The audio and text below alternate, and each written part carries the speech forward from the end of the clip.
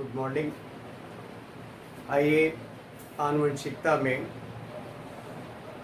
गायनेंड्रोमॉर्फिज्म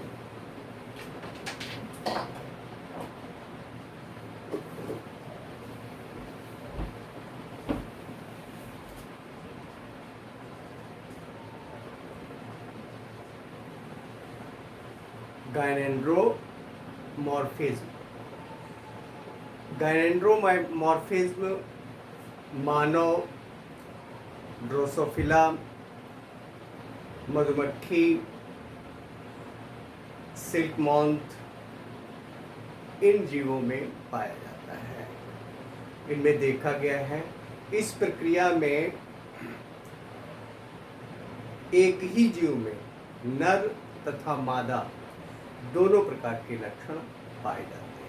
यानी कि एक ही जीव में नर और मादा दोनों के लक्षण पाए जाना गायनेंड्रोमॉर्फिज्म कहलाता है। गायनेंड्रोमॉर्फिज्म का मतलब है कि ऐसे जीव जिनमें नर तथा मादा दोनों के लक्षण पाए जाते हैं। इसमें होता क्या है कि समसूत्री विभाजन में जिस समय युग्मक निर्माण हो रहा है उस समय समसूत्री विभाजन जब होता है तो समसूत्री विभाजन में जो क्या बोलते एक्स कोशिकाएं हैं, एक एक्स कोशिका से बाहर चली जाती है।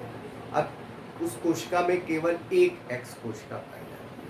तो इसमें दो प्रकार, यानी कि एक में एक्स एक्स दोनों और दूसरे में एक्स, तो जो जिसमें केवल एक्स पाया जाता है, एक एक्स नहीं होता है, एब्सेंट होता है, अनुपस्थित होता है, उससे नर जीव का निर्माण होता है और एक्स एक्स से मादा जीव।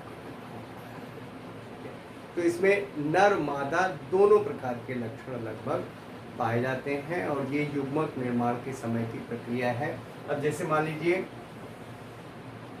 एक्स एक्स ये है, ठीक है।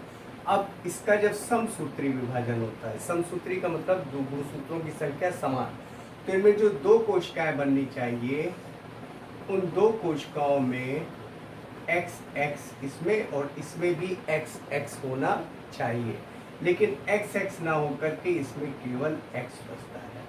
एक एक्स क्या हो जाता है, कोशिका से बाहर चला जाता है। तो अब यहाँ पर केवल एक्स जीरो है, ये दूसरा एब्सेंट है इसलिए इसको जीरो मान लिया। तो एक्स एक्स एक्स जीरो ये दो गुणसूत्र पाए जाते हैं। तो अब इनमें एक्स जीरो से नर का विकास होता है, एक्स जीरो वाले उससे नर के शरीर का, और एक्स एक्स वाले से मादा के शरीर का विकास होता है। और इस स्थिति में नर तथा मादा दोनों एक ही जीवों में लक्षण पाए जाते हैं। यही प्रक्रिया कहलाती है गायनेंड्रोमॉर्फिज्म। इसके बाद बारकाय, बारकाय इसको बोलते हैं बार बॉडी, बार बॉडी, बारकाय या बार बॉडी। बारकाय को सर्वप्रथम मुरे आई बार, कौन, मुरे आई बार और एवॉर्ड जी बर्टम, एवॉर्ड जी बर्टम आई मुरे आई बार, इन्होंने सर्वप्रथम देखा। और ये मुख्यतः मादा जीवों में पाई जाती है, फीमेल्स में पाई जाती है, मादा जीवों में पाई जाती है, नर जीवों में नहीं पाई जाती है। इन्होंने सर्वप्रथम बिल्ली की तंत्रिका कोशिकाओं में, मुख गुहा की श्लेष्मिक कोशिकाएं होती हैं, श्लेष्मिका होती है मुख गुहा की, तो मुख गुहा की श्लेष्मिका और तंत्रिका तंत्र में एक घना पिंड, एक घना पिंड देखा, वो घना पिंड कहलाता है बार का, यानी कि बार का है, बार बॉडी। अब ये मान लीजिए तंत्रिका कोशिका है, तो इसमें एक घना पिंड यहाँ पर,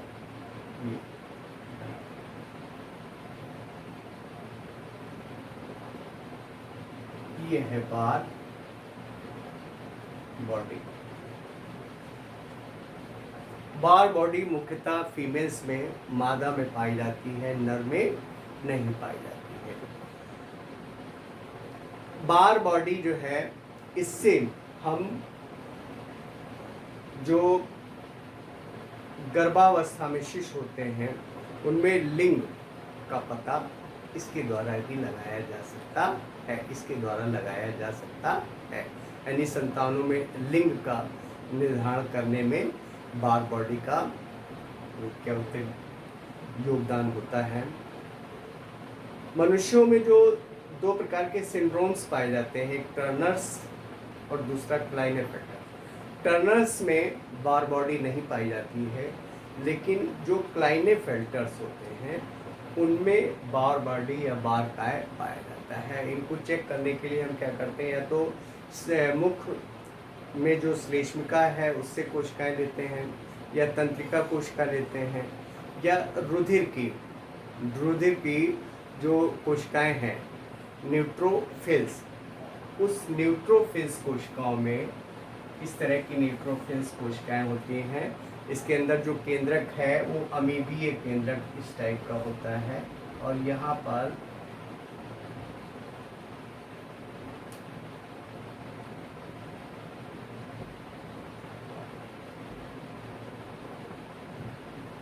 इस टाइप से होता है, और यहाँ पर ड्रम स्टिक से बार बॉडी लगी होती है। ये होता है ड्रम